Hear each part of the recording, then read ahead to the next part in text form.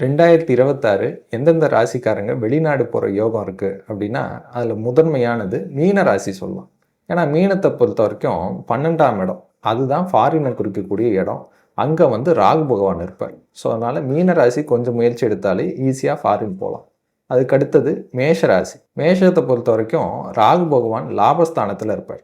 So அதனால் நிறைய சம்பாதிக்கிறதுக்கு ஃபாரின் போகிறதுக்கு அதிக வாய்ப்பு உண்டு. அதுக்கு அடுத்தது பார்த்திங்கன்னா நம்ம வந்து மிதுன ராசி சொல்லலாம். மிதுனத்தை பொறுத்த வரைக்கும் 9ஆம் இடத்துல ராகு பகவான் இருப்பார்.